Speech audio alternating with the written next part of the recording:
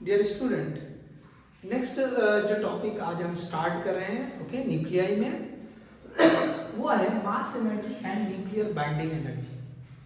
अब देखिए, last class में हमने जो पढ़ा था वो कंपोजिशन तक हमने समझ लिया है कि कितने प्रोटॉन होंगे न्यूक्लियस में, कितने न्यूट्रॉन होंगे। ओके, वो हमने जो है सारी चीज़ों को समझ लिया है। उसी तरह से न्यूक्लियस की डेंसिटी कितनी होती है, उसका रेडियस और उसका वॉल्यूम भी हमने पढ़ लिया। डेंसिटी कांस्टेंट होती है किसी भी न्यूक्लियस की, it is independent of mass number, ये हमने पढ़ लिया है। ठीक है, तो ये जो है लास्ट लेक्चर में हमने कवर किया था। अब आज हम जो स्टार्ट करें वो है mass energy relation. Okay, and this nuclear binding energy, mass की एनर्जी, ओके, मास एनर्जी और न्यूक्लियर बाइंडिंग एनर्जी। तो ये टॉपिक जो है हम पढ़ रहे हैं। तो मास एनर्जी देखिए, जो आइंस्टाइन की स्पेशल ओके थ्योरी थी, theory of relativity, special theory of relativity, उसमें उन्होंने बताया कि जो मास है it is also one form of energy. Okay, it is also one form of energy, मतलब मास ही एनर्जी है या एनर्जी ही मास है। जैसे पहले हम कंजर्वेशन ऑफ एनर्जी की बात करते थे, तो कंजर्वेशन ऑफ एनर्जी एक अलग पढ़ते थे और कंजर्वेशन ऑफ मास एक अलग पॉइंट था। उन्होंने क्या किया कि भाई दोनों को मिला के कंजर्वेशन बताया है। ओके, उन्होंने बताया कि मास भी एनर्जी ही है। तो जब हम एनर्जी कंजर्वेशन की बात करेंगे तो मास भी उसी में हम इंक्लूड करके देखेंगे। ठीक है, तो जो उन्होंने अपनी जो स्पेशल रिलेटिविटी वाली थ्योरी में मास एनर्जी रिलेशन बताया था, तो उसमें उन्होंने एनर्जी इक्विवेलेंस, अब देखो यहाँ पे हम पहला जो टॉपिक पढ़ेंगे, अब ये ब्रॉड टॉपिक है एनसीईआरटी का, इसमें हम पहले क्या पढ़ेंगे, ये जो है मास एनर्जी पढ़ेंगे। हम क्या पढ़ेंगे, ये मास एनर्जी, मास की वजह से जो एनर्जी आएगी, और that is we are having mass energy. तो Einstein's, okay, Einstein's mass energy equivalence equation, या आप रिलेशन बोले, इक्वेशन इज गिवन बाय, उन्होंने क्या किया, E is equal to mc square. अगर कोई मास है तो उसकी एनर्जी इक्विवेलेंट कितनी होगी, वो इस फॉर्मूले से हम बता कर सकते, ये बताया। इसमें क्या है, तो ये m तो मास हो गया और ये c जो है क्या है, speed of light, speed of light in free space, in free space, और साथ में जो ये E है, E is the energy equivalence, ये इक्विवेलेंस या इक्विवेलेंट एनर्जी, उस मास की इक्विवेलेंट एनर्जी। तो अगर आपके पास, आपको पता है कि मास इतना इतना है, तो उसकी इक्विवेलेंट एनर्जी आप इस फॉर्मूले से पता कर सकते हैं, E is equal to mc square से। ठीक है, तो ये जो है रिलेशन जो है आइंस्टाइन ने दिया था। ओके, अब देखिए यहाँ पर हमको जो यूज होता है मॉडर्न फिजिक्स में, इस चैप्टर में, कि भाई 1 AMU, 1 एटॉमिक मास यूनिट, इसकी इक्विवेलेंट एनर्जी कितनी होगी। ओके, तो यहाँ पे हम एक छोटा सा एग्जांपल लेंगे। Okay, energy of 1 AMU, energy equivalence बोल दीजिए आप, या एनर्जी ऑफ 1 AMU, इसको ऐसा भी लिखा जाता है, energy equivalence of 1 AMU। Okay, 1 AMU मास है तो उसकी एनर्जी कितनी होगी, तो आप सिंपली यहाँ रख दीजिए। ओके, जो फॉर्मूला है उसी में हम रख देंगे कि ये जो है E is equal to m, कितना दे रहा है, 1 AMU, तो 1 AMU इंटू ये c स्क्वायर, 1 AMU कितना होता है, तो 1.67 इंटू 10 की पावर माइनस 27, और ये होता है 3 इंटू 10 की पावर 8 का स्क्वायर। इसको वर्कआउट कर ले, तो इसको वर्कआउट करें तो क्या आ जाएगा, चलिए बहुत आसान, 1.67 को क्या लिखेंगे, 5/3 लिख देंगे, इंटू 10 की पावर माइनस 27, 3 का स्क्वायर 9, 10 की पावर 8 का स्क्वायर 10 की पावर 16, 3 1 जा 3, 3 3 जा 9। तो इसको वर्कआउट करेंगे तो ये आंसर आएगा 15 इंटू 10 की पावर -11, 10 की पावर -11, या इसी को हम लिख सकते हैं 1.5 इंटू 10 की पावर -10, ओके, जूल। कितना आ जाएगा? 10 की पावर -10 जूल आ जाएगा। ठीक है, अब देखो ये तो एसआई यूनिट में आ गया, लेकिन इन जनरल जैसा ये जो फील्ड है मॉडर्न फिजिक्स, इसमें हम एनर्जी किस में लिखते हैं? इलेक्ट्रॉन वोल्ट में। तो जूल से इलेक्ट्रॉन वोल्ट में कन्वर्ट करना है तो क्या करेंगे? इसको ई से डिवाइड कर देंगे। So energy in electron volt, energy in electron volt, so therefore this E is equal to ये 1.5 इंटू 10 की पावर -10 डिवाइड बाई E, ये आ जाएगा आपको इलेक्ट्रॉन वोल्ट में। ये किस में आ जाएगा? This will be in electron volt. अब इसको वर्कआउट कर लो आप, so that will be equal to 1.5 into 10 की पावर -10 डिवाइड बाय ये 1.6 इंटू 10 की पावर -19 इस ये इलेक्ट्रॉन वोल्ट। तो इसको वर्कआउट करेंगे सो इट विल कम, इसको आप सिंप्लीफाई करें, ये फ्रैक्शन कट कर दें, ओके। जैसे यहाँ लिख दिया हमने, ये 15/16 इंटू 10 की पावर ये -19 ऊपर जाके +19 हो जाएगा, सो that will give +9 electron volt. तो इसको आप 15/16 थोड़ा वर्कआउट करेंगे तो ये आ जाएगा, ओके, 0.9315 इंटू 10 की पावर 9 इलेक्ट्रॉन वोल्ट, और इसी को लिखते हैं 931.5 इंटू 10 की पावर 6 इलेक्ट्रॉन वोल्ट। तो फाइनली इसको हम ऐसे लिखेंगे 931.5, okay, MeV, mega electron volt या मिलियन इलेक्ट्रॉन वोल्ट। तो ये जो है 1 AMU के इक्विवेलेंट एनर्जी आ गई। तो अगर मास 1 AMU है तो उसकी इक्विवेलेंट एनर्जी कितनी आएगी? 931.5, ओके, MeV के बराबर आ जाएगी। ठीक है, तो क्या है, हमने सिंपली मास एनर्जी जो रिलेशन होता है आइंस्टाइन ने जो दिया था E = mc², इसके थ्रू हमने 1 AMU मास की एनर्जी कितनी होती है तो ये हमने जूल में लिखा, और यहाँ पे हमने ये इलेक्ट्रॉन वोल्ट में लिख दिया। So this is in joule और this is in electron volt. ठीक है, समझ में आ गया सभी को? चलो, सो देखिए ये हमने इलेक्ट्रॉन वोल्ट में किस तरह से मास की यूनिट मास को हम एनर्जी में लिख सकते हैं। ठीक है, अब देखिए आप होमवर्क के तौर पे आप क्या ट्राई कर सकते हैं? Find the energy equivalent of 1 ग्राम। ठीक है, अच्छा चलो वो भी बता देंगे, जूल में कर लेंगे जब तक। ठीक है ना, चलिए आप पॉज करके कॉपी कर लें। ठीक है, चलो, तो यहाँ पे मैं क्या बताता हूँ आपको, चलो एक एग्जाम्पल और बता देते हैं। तो ये मैंने आपको 1 AMU बहुत ज्यादा यूज होने वाला है, इसलिए मैंने ये डायरेक्टली पूरा बता दिया है। यहाँ पे एक और एग्जाम्पल लेते हैं। Example, energy of 1 gram, energy of 1 ग्राम आपको पता करना है। तो फिर से लिखे E = ये mc²।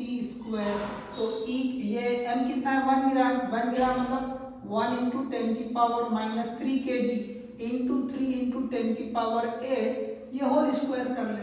So you will gate 10 की पावर -3 इंटू 3 का स्क्वायर 9, 10 की पावर 8 का स्क्वायर 10 की पावर 16 हो जाएगा।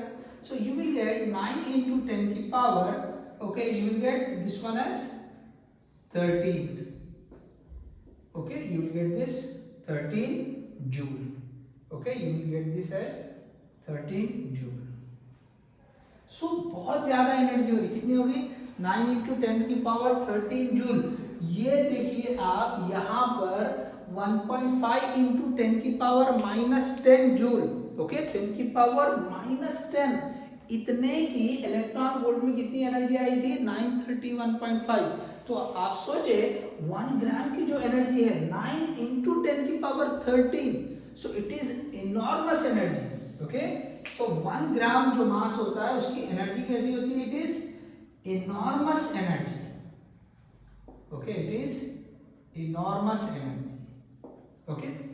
तो इस तरह से आप जो भी अगर मास देगा तो उसकी इक्विवेलेंट एनर्जी कितनी होती है, तो E = mc² से हम पता कर सकते हैं।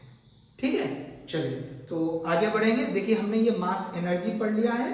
अब यहाँ पर ओके इससे रिलेटेड एक टॉपिक ओके पढ़ेंगे हम बाइंडिंग एनर्जी पे जाने से पहले, जैसे न्यूक्लियर बाइंडिंग एनर्जी, इस पे जाने से पहले ओके एक टॉपिक आता है मास डिफेक्ट। ओके तो अगर आपने कॉपी कर लिया तो हम आगे बढ़ते हैं। चलिए कॉपी कर लिया आप लोगों ने, ठीक है। चलो मैं रब करता हूं इसको, ये मैं हेडिंग भी जरा मैं रब कर देता हूं। चलिए तो आप हेडिंग लगाएं। चलिए ये भी आपने लिख लिया होगा, ये पूरा रब कर लेंगे हम।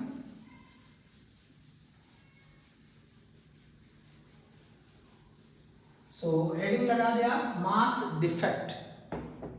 ओके हेडिंग लगाया आप मास डिफेक्ट।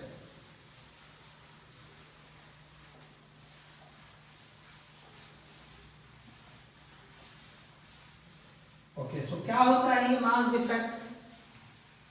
चलिए हम पढ़ते हैं, पहले इसको हम समझेंगे कि भाई ये मास डिफेक्ट क्या होता है। So mass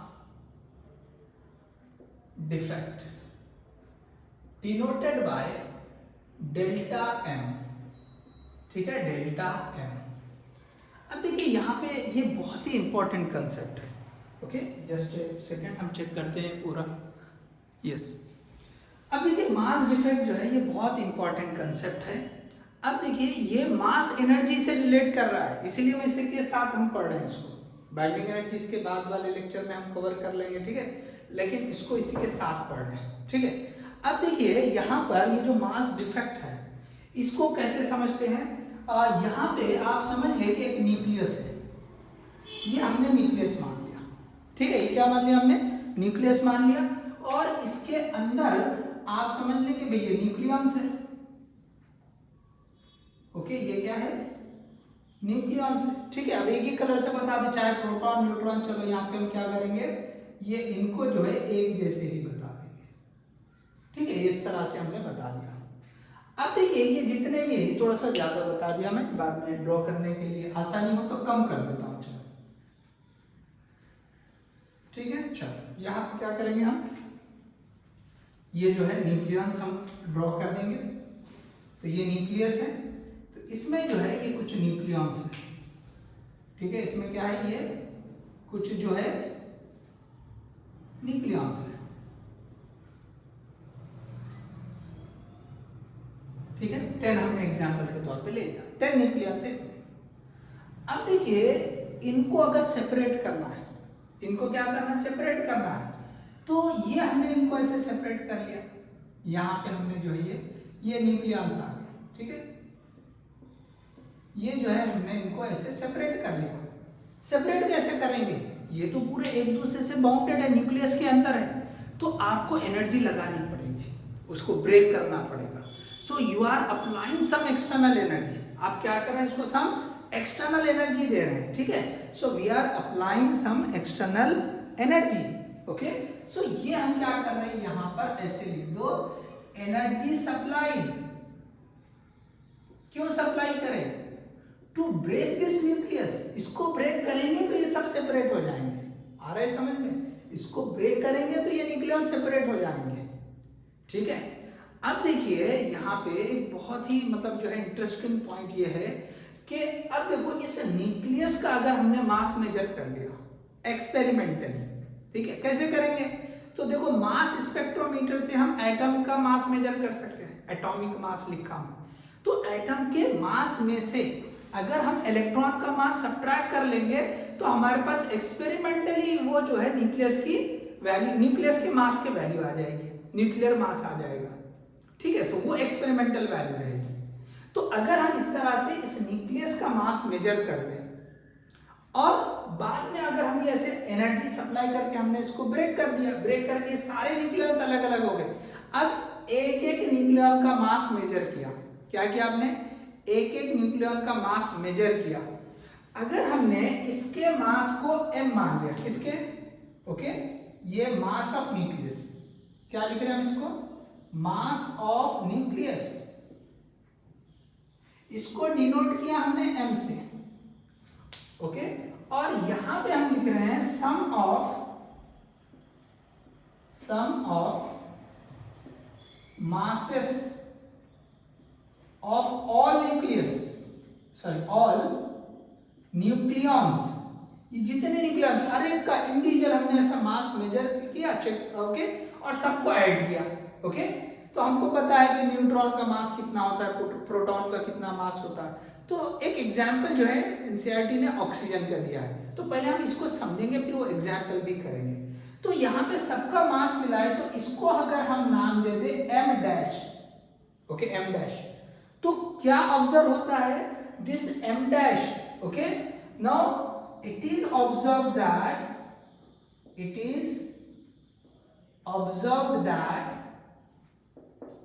M dash is greater than M. क्या ऑब्जर्व किया गया, M dash is greater than M.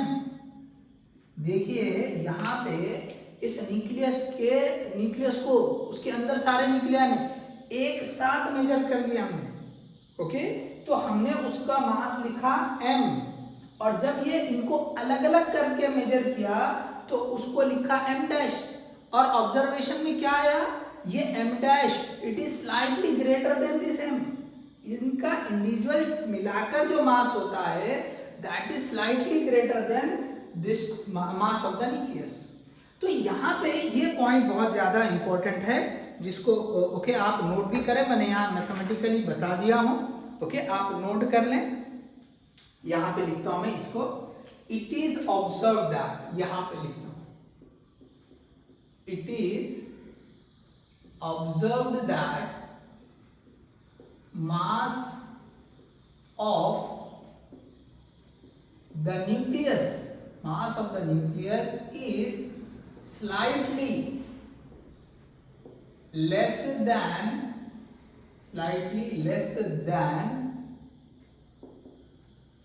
okay, slightly less than the sum of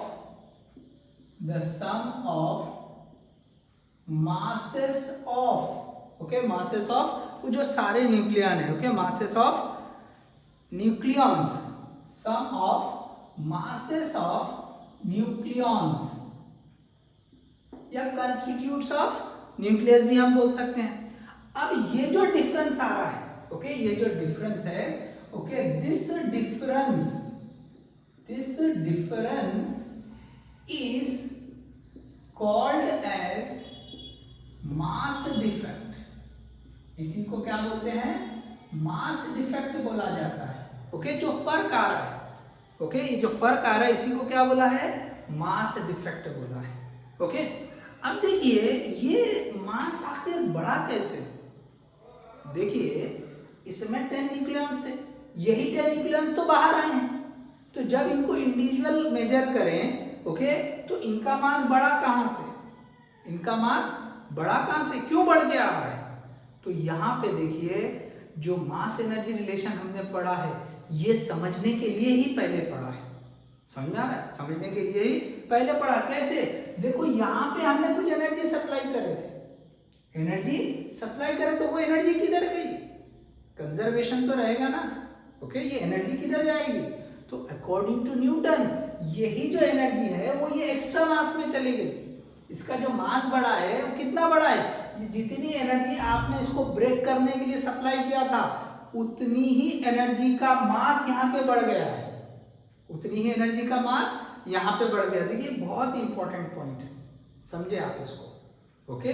जो मास एनर्जी रिलेशन है तो क्या कहा है आइंस्टाइन ने, मास ही एनर्जी है या एनर्जी ही मास है। तो ये जो एनर्जी दे रहे हैं वही मास में कन्वर्ट हो रहा है, या मास ही एनर्जी में कन्वर्ट होगा, दोनों तरह से आएगा। तो अगर हम यहाँ पे एनर्जी दिए हैं तो ये एनर्जी किस में कन्वर्ट हुई, it is converted into the mass. किस में कन्वर्ट हो गई, मास में कन्वर्ट हो गई। तो अब इनका मास बढ़ गया, यहाँ पे ये एनर्जी सप्लाई करे थे इसको देने के लिए, इसलिए यहाँ पे जब हम मास मेजर करेंगे तो ये मास थोड़ा बढ़ के आएगा। क्यों, तो इसमें कि ये जो एनर्जी सप्लाई करे थे वो मास के फॉर्म में आ गई, ओके, वो मास के फॉर्म में आ गई, तो इसलिए इसका मास बढ़ के आएगा। अब इन दोनों का जो डिफरेंस होगा, ओके, डेल्टा एम, इसी को कहते हैं mass defect. This difference is called as mass defect so हम यहाँ लिखेंगे m डैश माइनस m। क्या लिखेंगे? m डैश माइनस m लिखेंगे। तो m क्या है? So simply it is the mass of the okay nucleus, ये पूरा। अब m डैश को थोड़ा ठीक से लिखना पड़ेगा आपको, ठीक है? m डैश को आपको पूरा लिखना पड़ेगा, ठीक है? तो m is the mass of the nucleus.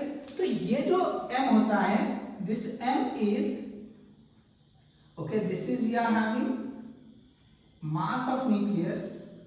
चलो ऐसे लिखता हूं मैं, mass of nucleus, that is we are having m, so that is equal to mass of atom minus mass of electrons। ये इससे आप पता कर ले सकते, ये m आ जाएगा। देखो ये जो मास ऑफ एटम है वो स्पेक्ट्रोमीटर से पता चल जाएगा, और आपको इलेक्ट्रॉन का जो मास है वो सब्ट्रैक्ट कर देंगे। So this is experimental value. क्यों?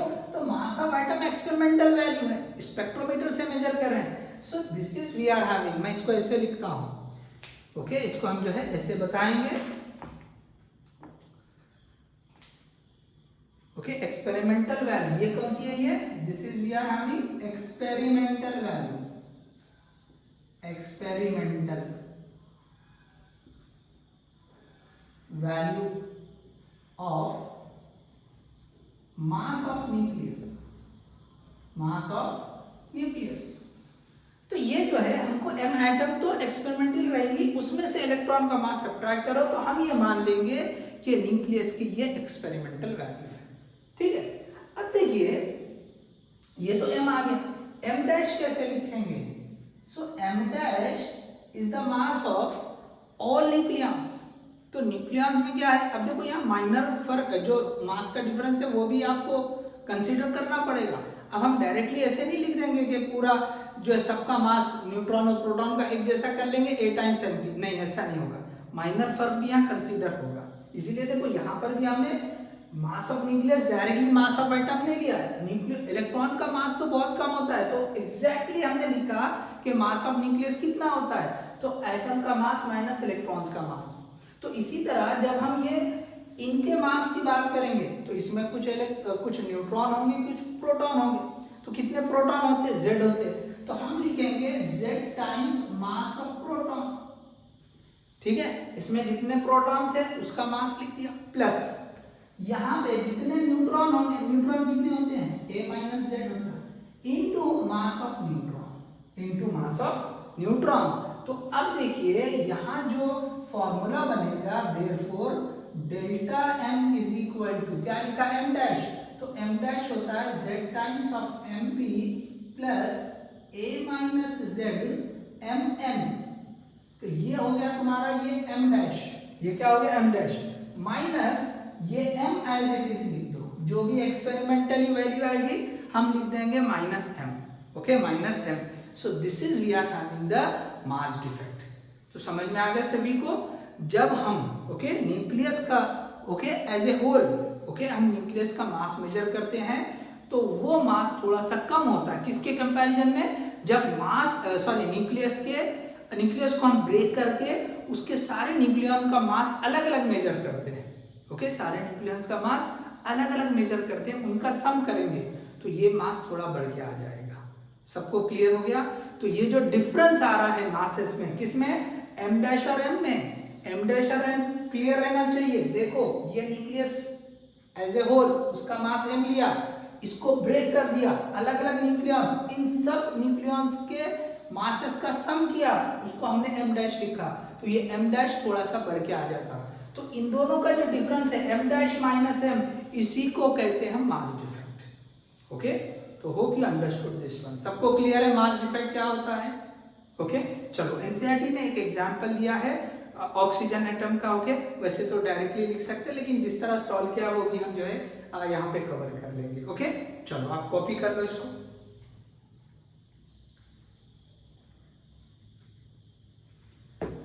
ठीक है, तो आप यहाँ पे एक नोट बोल के भी लिख सकते हैं यहाँ पे हमेशा, ओके?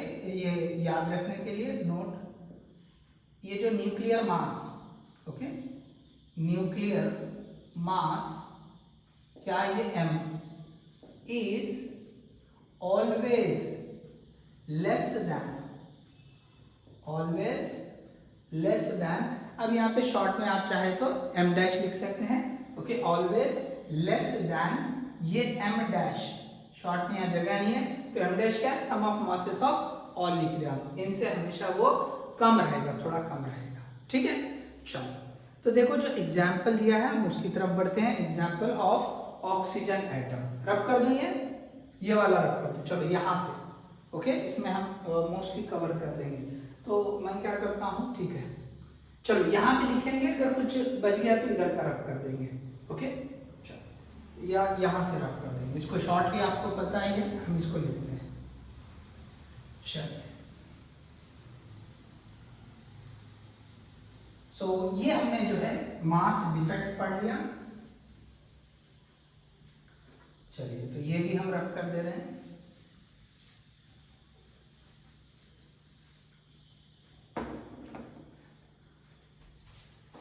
तो ये जो m और m डैश आपको एकदम क्लियर रहना चाहिए, और थोड़े से कैलकुलेशन जो है, ठीक है, वो यहाँ पे इतने डिटेल नहीं, लेकिन आपको वैल्यूज थोड़े से याद रखने पड़ेंगे, ठीक है, वैल्यूज याद रखने पड़ेंगे।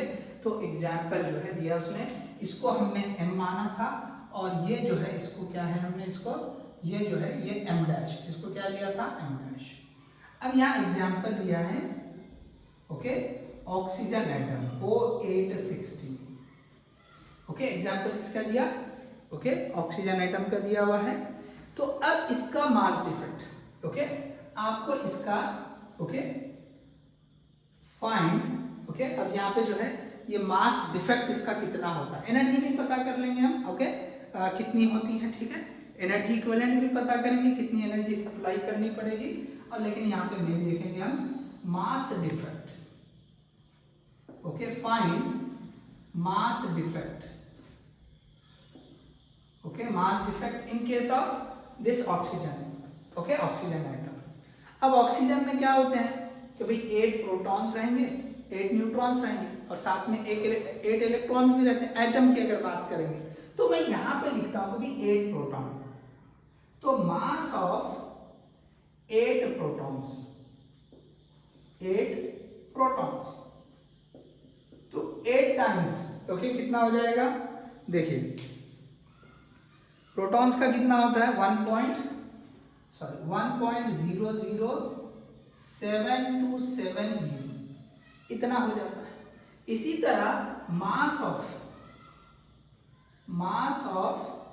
8 न्यूट्रॉन्स, 8 न्यूट्रॉन्स, तो 8 into 1.00866 U, okay, atomic mass unit के फॉर्म में लिखेंगे। इसके बाद लास्ट में लिखेंगे मास ऑफ, हम इलेक्ट्रॉन का भी लिख देंगे, आगे इलेक्ट्रॉन का भी मास सब्ट्रैक्ट करने की जरूरत पड़ेगी, तो 8 इंटू 0.00055 U, इतना जो है होगा। अब देखिए ये जो है प्रोटॉन का और ये न्यूट्रॉन का, तो एक्चुअली इन दोनों को मिलाने से किसका आएगा, ये दोनों को मिलाने से आएगा मास ऑफ न्यूक्लियॉन्स, ये किसका आ जाएगा, मास ऑफ, ये न्यूक्लियॉन्स हो जाएगा, दोनों का मिलाकर सम। तो एक्चुअली यही जो है न्यूक्लियस के लिए देंगे, तो फिलहाल हम क्या करेंगे, इंडिविजुअल है तो हम न्यूक्लियॉन्स की बात करेंगे, ये दोनों मिला के न्यूक्लियॉन्स के लिए हमको देंगे, ठीक है। अब यहाँ पे जो है ये जो मास ऑफ न्यूक्लियस, ये जो m डैश है, ये हमको m डैश देंगे, तो हम यहाँ पे कैलकुलेशन करेंगे कि भाई expected mass of, okay, nucleus, okay, sorry ये जो न्यूक्लियस होगा, तो expected mass, okay, expected mass of nucleus of O816, okay, O816। अब कितना हो जाएगा ये, अब देखिए ये दोनों को ऐड कर लो, उसको 8 से मल्टीप्लाई कर लो, इन दोनों को ऐड करिए, तो अगर मैं यहाँ पे ये लिखूं, this is equal to 8 into, okay, just a second, cover पूरा है क्या वहां तक, अच्छा ठीक है, हो जाएगा होपफुली। तो अब ये दोनों को ऐड करो, 1.00727, 1.00866, अब इसको ऐड कर लो, ऐड करने से आ जाएगा आपको ये 2.0159, ओके, 0159, सॉरी 1593 ये u देख लीजिए वहां तक आ रहेगा। u कट तो नहीं रहा है, हाँ चलो ठीक है आ रहा है, कोई इशू नहीं। सो 8 इंटू 2.01593 u इतना आ जाएगा, ठीक है। अब इसको आप अगर कैलकुलेट करें तो ये हो जाएगा आपका 8 टू 16 पॉइंट, एक्जैक्टली जो एनसीईआरटी में वैल्यू लिखा है वही बता रहा हूं मैं, 127 16.12744 u। तो इतना जो है ना ये जो है ये m डैश हो रहा है, ये क्या हो रहा है, this is we are having m dash, ये क्या है, ये m डैश है, ये एक्सपेक्टेड जो मास है न्यूक्लियॉन्स का सबका सम करके, तो सबका सम करने से क्या लिखा हमने, that is we are having m dash. तो m डैश इतना आ गया आपके पास, तो ये मैं जो है ना ये m डैश ऐसे बता देता हूं, this is we are having m dash. अब देखिए m कितना होगा, तो m तो एक्सपेरिमेंटली आएगा, ठीक है, m जो है एक्सपेरिमेंटली आएगा।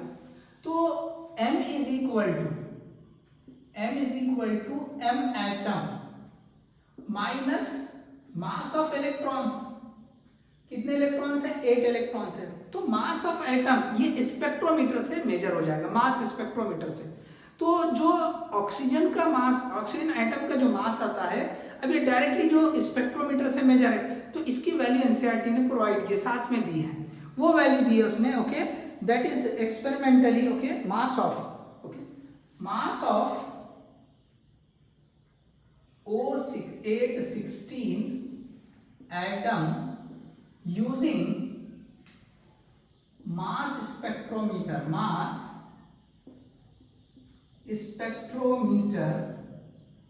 is, अभी जो वैल्यू दे रखी है, ओके, 15.99, ओके, ये 15.99493, ओके, कितनी दे रखी है, 15.99493 u।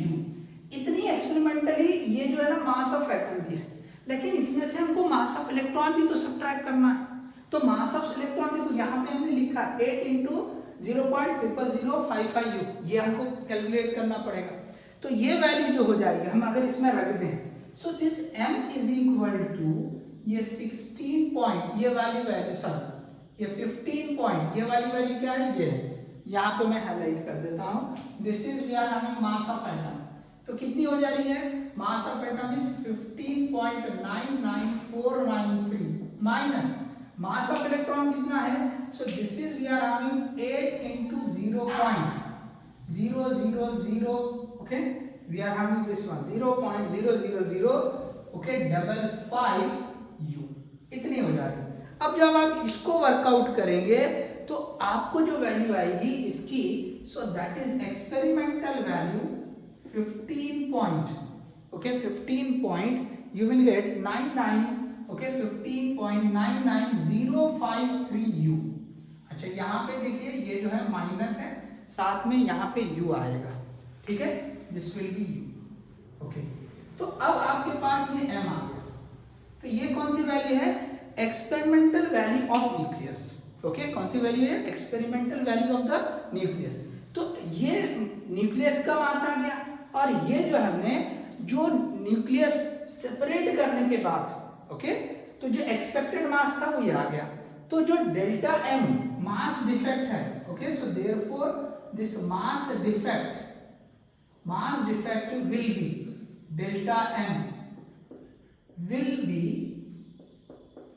Okay, so delta m is equal to ये m dash minus m, so delta m sorry m dash कितना है, तो 16.12744 u माइनस, और ये दिया हुआ है 15.99053 u, ओके, 053 u। तो अब इसको वर्कआउट करेंगे, देखिए ये u है, ठीक है, ये u है। तो अब ये जो डेल्टा m आ जाएगा that will be around, okay, so delta m will be equal to 0.136, okay, 0.13691 ये u। तो इतना जो है मास डिफेक्ट आ जा रहा है ऑक्सीजन के केस में, ऑक्सीजन एटम के केस में। तो हमने जो है ये जो पूछा था कि भाई इसका मास डिफेक्ट कितना होगा, सो that is coming around 0.16319 u। तो ये जो है मास डिफेक्ट हो गया। अब इसी को जो है साथ में ये पूछ सकता है कि इसकी इक्विवेलेंट एनर्जी क्या होगी। ठीक है, चलो आप यहाँ तक कवर कर लो। ओके, तो हम इधर रब करके जो है आगे एनर्जी जो है कैलकुलेट कर लेंगे। एनर्जी कैलकुलेट करके हम चेक करेंगे कि भी इसके लिए ये जो मास डिफेक्ट हो रहा है इसकी वजह से कितनी एनर्जी आती है या कितनी ये एनर्जी सप्लाई की गई है। चलिए आप पॉज करके कॉपी कर लें। ओके, चलिए सो अब जो है यहाँ हम ये रब कर देते हैं। ओके, यहीं पे हम वर्कआउट कर देंगे। ठीक है, ये रब कर देंगे। ओके, चलिए सो देखिए यहाँ पर ये जो वैल्यू आएगी। ओके, अब ये जो एनर्जी सप्लाई किए थे, energy supplied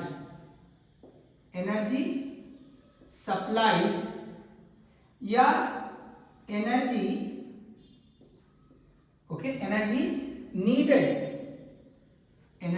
needed to break this nucleus, okay, that is equal to this delta m into c square। क्या आ जाएगी ये जो इस मास की इक्विवेलेंट एनर्जी, ये जो डिफेक्ट आया मास डिफेक्ट, ये एनर्जी सप्लाई करने से चाहे। तो अब हम उल्टा कर रहे हैं कि कितनी एनर्जी सप्लाई की गई या कितनी एनर्जी की जरूरत थी इसको ब्रेक करने के लिए, कितनी एनर्जी की जरूरत थी इसको ब्रेक करने के लिए। तो देखिए बहुत सिंपल है कि वन एटॉमिक, अच्छा सॉरी, ये हम ऐसा कर सकते हैं। ओके, ये ऐसा रखे या और, ओके, और बोल के बताता हूं मैं। देखिए 1 AMU के लिए एनर्जी कितनी है? ओके, और तो 1 AMU, ओके, ये डेल्टा एम कितना आ गया 0.136 U। तो हमको पता है 1 एटॉमिक मास यूनिट के लिए हमको लग रही है कितनी 931.5 MeV। तो इतने एटॉमिक मास यूनिट के लिए कितने लगेगी, तो सिंपली इसको मल्टीप्लाई करेंगे। तो यहाँ पे बहुत सिंपल हम करेंगे कि 0.13691, ओके, 91 इनटू 1 एटॉमिक मास के लिए जो एनर्जी लग रही थी वो कितनी थी, so that is equal to, okay, 931.5 ये MeV। जब आप इसको वर्कआउट करेंगे, ओके, इसको वर्कआउट कर लेंगे, सो that will come around, okay, ये आ जाएगी आपकी 127.5 MeV। इतनी एनर्जी की जरूरत पड़ेगी इसको ब्रेक करने के लिए, अब देखिए साथ में जो है एक और चीज पूछ सकता है कि भाई मास डिफेक्ट बताओ, ओके, MeV पर सी स्क्वायर। क्या पूछता है ये जो एनर्जी है इट इज इन MeV। आपको ये डेल्टा एम पूछता है, तो मैं यहाँ पे बताता हूँ। चलिए ये हो गया सभी का इधर वाला, एक और पॉइंट इसमें जोड़ दो। चलिए ये पूरा रफ कर देंगे। चलिए तो देखिए क्वेश्चन में किसी भी तरह का माइनर सा चेंज करके वो पूछ सकता है। तो देखिए यहाँ पे हम जो है कि लास्ट पॉइंट जो है कवर कर रहे हैं इसका, कि इसको अगर पूछा है, अगर इसी को पूछा है मास डिफेक्ट, क्या पूछ रहा है ये mass defect, okay, mass defect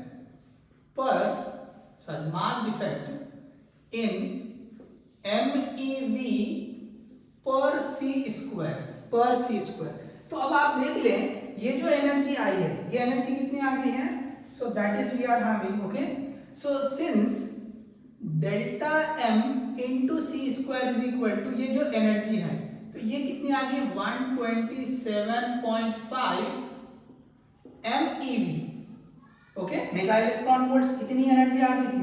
अब उसने पूछा ये डेल्टा m बताओ, so delta m is equal to 127.5 MeV पर सी स्क्वायर। इस तरह से उसने पूछा है क्वेश्चन में, ये डेल्टा m को MeV पर सी स्क्वायर बोल के पूछा है, एनसीईआरटी ने ही दिया है। ठीक है, सो देखिए ये जो मास डिफेक्ट है बहुत ही सिंपल सा है, कोई ऐसा डिफिकल्ट कंसेप्ट नहीं है। न्यूक्लियस को ब्रेक करने के लिए जितनी एनर्जी देंगे उतनी ही एनर्जी के इक्विवेलेंट मास उसका बढ़ जाएगा।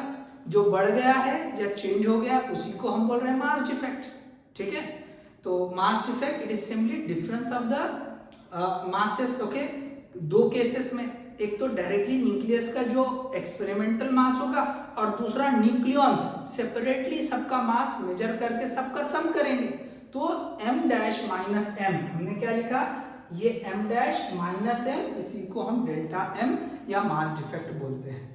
तो उससे रिलेटेड क्वेश्चन जो एनसीईआरटी ने दिया हुआ है, ओके, वो एग्जाम्पल हमने यहाँ एक्सप्लेन किया किस तरह से पूछ सकता है, चाहे तो वो डायरेक्टली ओके ये वैल्यू दे देगा कि ऑक्सीजन एटम ओके उसकी जो एनर्जी होती है वो मास डिफेक्ट होता है 0.1361 यू, तो इसकी एनर्जी कितनी होगी?